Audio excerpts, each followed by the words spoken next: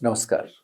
मैं आनंद प्रकाश आर्टिस्ट आज की इस वीडियो में आपसे बातचीत करने जा रहा हूँ इस विषय पर कि परीक्षाओं के बाद परिणाम घोषित होते हैं और उसके बाद नए दाखिलों का दौर शुरू होता है। अभिभावक सोचते हैं कि उनके बच्चे छोटे हों या बड़े, सही जगह पर उनको दाखिला मिले, यानी कि सही स्कूल कॉलेज उनके लिए चुने जाएं। दाखिलों के इस दौर में सबके सामने समस्या होती है कि वो किस विद्यालय को चुने, किस महाविद्यालय को चुने। खैर, बात करते हैं विद्यालयों की, क्योंकि महाविद्यालयों के बच्चे तो थोड़े बड़े हो जाते हैं। वो अपने आसपास के जो दूसरे उनके सहपाठी होते हैं उनको देख करके, उनके साथ बातचीत करके भी जान सकते हैं, या सोशल मीडिया पर किसी संस्था के बारे में देख करके भी अपने आप भी बहुत कुछ जान सकते हैं और निर्णय ले सकते हैं कि उन्हें किस महाविद्यालय में दाखिला लेना है। लेकिन स्कूल जाने वाले बच्चे इतने परिपक्व नहीं होते हैं कि वो सोशल मीडिया के प्रचार प्रसार से ये देख सकें कि फला स्कूल उनके लिए ठीक रहेगा या उस विद्यालय की व्यवस्था जो है वो उन्हें रास आएगी।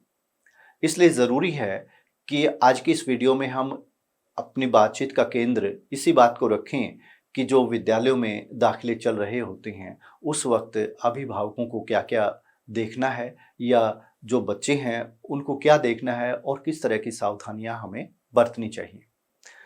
तो सबसे पहली बात आती है कि विद्यालय की दूरी आपके घर से कितनी है। जो विद्यालय नज़दीक है, यदि वो अच्छा है तो उसमें दाखिल करवाने में कोई दिक्कत नहीं है। बच्चे को आप उसमें बड़े यानी कि विश्वास के साथ दाखिल करवा सकती हैं, ये कहा जाता है।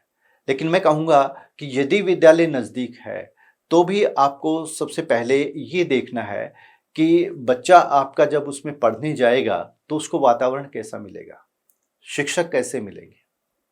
कई बार ऊंची दुकान फीका पकवान वाली बात हो जाती है।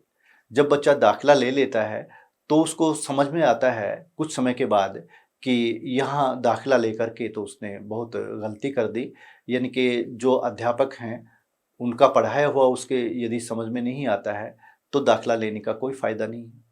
यदि उसकी कक्षा में कुछ यानी कि शरारती बच्चे हैं जो उसको पढ़ाई में डिस्टर्ब कर रहे हैं तो बड़ी मुश्किल हो जाती है। साल निकालना बहुत मुश्किल हो जाता है एक मेधावी छात्र छात्रा के लिए, अपनी कक्षा में यदि वो शरारती बच्चों को पाता है या पाती है तो। तो इसलिए आप ये अभिभावक के तौर पर भी ये देखिए कि उस विद्यालय में क्या-क्या है और क्या हो रहा है। स्कूल मैनेजमेंट कमेटी है, आपने देखा होगा, और आप स्वयं भी जाकर के देख सकते हैं कि ज़्यादातर विद्यालयों में एक रजिस्टर होता है स्कूल मैनेजमेंट कमेटी का। उसको पूरा करने के लिए चपरासी को भेज दिया जाता है कि फलां के दस्तखत इसके ऊपर फलां पेज पर करवा के ले आइएगा। चपरासी करवा के ले आता है और यही कहा जाता है कि ये एक औपचारिकता है, जबकि ये औपचारिकता नहीं है। बाकायदा मीटिंग होनी चाहिए नियमानुसार, और वहाँ पर जो कुछ भी मीटिंग में भाग लेने वाले व्यक्ति कहते हैं वो नोट किया जाना चाहिए। ये नहीं कि एक प्रेस नोट की तरह से बना दिया और वो आगे अखबार में छप गया और समाचार बन गया। तो इस तरह का यदि विद्यालय है, यदि किसी विद्यालय की स्कूल मैनेजमेंट कमेटी का रजिस्टर यूं ही पूरा होता है तो उसमें आप अपने बच्चे को दाखिल मत करवाइए, क्योंकि वो सिर्फ औपचारिकता है। इसी तरह से प्रार्थना सभा में आप देखिए कि कौन-कौन अध्यापक क्या-क्या कहता है, या वहाँ का वातावरण सुबह-सुबह ही कैसा होता है, किस तरह से प्रार्थना सभा होती है विद्यालय की और उसमें क्या-क्या कहा जाता है। यदि वहाँ पर सामान्य ज्ञान की बात होती है, बड़ी अच्छी बात है। सांस्कृतिक कार्यक्रम होते हैं, बड़ी अच्छी बात है। प्रार्थना सही से होती है, बड़ी अच्छी बात है। वहाँ आप दाखिल करवाइए बच्चे को। राष्ट्रगान होता है, बड़ी अच्छी बात है। समय-समय पर जो हमारे राष्ट्र पर्व हैं वो मनाए जाते हैं, बड़ी अच्छी बात है। सांस्कृतिक कार्यक्रम होते हैं तो वो देखिए होते हैं कि नहीं होते हैं, उनमें किस तरह के कार्यक्रम प्रस्तुत किए जाते हैं। तो इस तरह से ये सारी चीज़ें आप देखिए। प्रार्थना सभा में कई अध्यापक आते हैं और उनमें से कई अपने ज्ञान के 1-2 कबूतर उड़ा के चले जाते हैं। आपने देखा होगा, या हमने भी देखा है, महसूस किया है, सुना है कि कोई एक विशेष अध्यापक वहाँ पर खड़ा होता है। हो सकता है कि वो विद्यालय का प्राचार्य भी हो, और अपने ज्ञान का पिटारा खोल करके 1-2 ऐसे कबूतर उड़ाता है कि उसके ज्ञान पर बच्चे विश्वास करने लग जाते हैं कि ये तो विषय का बहुत माहिर है, बहुत सारी बातें जानता है इस विषय के बारे में। लेकिन उसके पीछे वास्तविकता क्या मिलती है कि उसका कहीं ना कहीं कोचिंग सेंटर होता है। वो उसके लिए बच्चों को आकर्षित कर रहा होता है। धीरे धीरे धीरे धीरे वो एक एक से संपर्क करके या अपनी आवश्यकता के बच्चे देख करके अपने कोचिंग सेंटर की तरफ ले जाना शुरू करता है, जबकि विद्यालय में वो न के बराबर पढ़ाता है। तो ऐसे विद्यालय में आप बच्चों को दाखिल करवा के क्या करेंगे? इससे अच्छा तो उसका कोचिंग सेंटर ही है बाहर, जिसमें वो पढ़ा रहा है।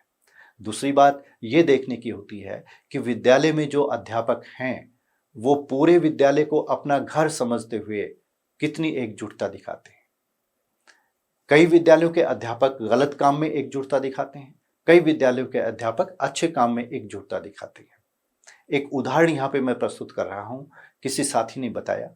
वो ये था कि एक अधिकारी आया, अधिकारी ने विद्यालय में विजिट किया और निरीक्षण के दौरान जब वो स्टाफ रूम में पहुंचा तो वहां पर उसने देखा कि कुछ हेल्प बुक्स एक टेबल पे रखी थी, जहां पर अध्यापक यानी कि अपने फुर्सत के क्षणों में, यानी जो उनका खाली पीरियड होता था, उसमें हेल्प बुक्स की मदद लेते थे और अपना पाठ बहुत अच्छे से तैयार करके बच्चों को पढ़ाते थे। उसने आते ही उन सबको उठाया और अध्यापकों पर डांट लगाई। एक ने भी उसका विरोध नहीं किया। तो ये कैसी एकजुटता हुई? हेल्प बुक हैं, वो यदि छपी हैं तो मदद के लिए छपी हैं। बच्चे उनसे मदद ले सकते हैं तो अध्यापक क्यों नहीं ले सकते? किसी ने विरोध नहीं किया। उसने सारी की सारी हेल्प बुक्स उठवाई और अपनी गाड़ी में रखवा ली। उसके बाद क्या हुआ, किसी ने पता करने की कोशिश नहीं की। यदि अपने अधिकारी का विरोध सच्ची बात के लिए कोई अध्यापक नहीं कर सकता तो उसको बच्चे अपना आदर्श कैसे मानेंगे? अध्यापक का अनुकरण बच्चे करते हैं।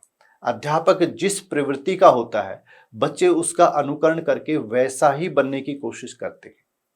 तो आप ये देखिए कि एकजुटता यदि आप सही काम के लिए नहीं दिखा सकते, सच नहीं बोल सकते, विद्यालयों में लिखा होता है सदा सच बोलिए, यानी सत्यमेव जयते, तो आप यदि अध्यापक के तौर पे अपना पक्ष अपने अधिकारी के सामने सही तरीके से नहीं रख सके तो बच्चों को क्या सिखाएंगे? यदि आप अपनी डायरी में गलत मेंटेन करते हैं कि आपने आज ये पढ़ाया वो पढ़ाया, जबकि आपने पढ़ाया नहीं, तो बच्चे आपसे क्या सीखेंगे? इसी तरह से कुछ अध्यापकों की आदत होती है कि वो होमवर्क को ऐसे ही देखते चले जाते हैं, उनके ऊपर निशान लगाया और नीचे अपने साइन कर दिए और बस देख लिया उन्होंने होमवर्क, जबकि उसमें गलतियां होती हैं। यदि कोई अध्यापक गलतियों को ठीक ढंग से नहीं जांचता है, बच्चों की कॉपी को ठीक ढंग से नहीं जांचता है, गलतियों को मार्क नहीं करता है और उस विद्यालय में आप अपने बच्चों को दाखिल करवाते हैं तो ये नुकसानदायक है।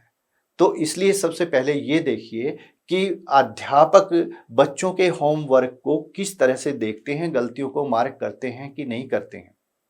यदि करते हैं और सभी अध्यापक एक जैसी प्रवृत्ति अपना करके बच्चों का हित चाहते हैं तो उस विद्यालय में बच्चों को दाखिल करवाने में कोई हर्ज नहीं है। और आगे भी आप ये देखेंगे कि यदि कोई अध्यापक अपने काम के प्रति लापरवाह है, विद्यालय में हाजिरी लगाई और किसी सरकारी काम के बहाने ऑन ड्यूटी होकर के आधे से ज्यादा समय बाहर रहता है, तो उसका पढ़ाना ना पढ़ाना एक बराबर हो जाएगा। तो इसलिए ये देखिए कि कोई अध्यापक यदि आपके बच्चे को अपना बच्चा समझ करके पढ़ा रहा है तो ही आप उस विद्यालय में अपने बच्चे को दाखिल करवाइए।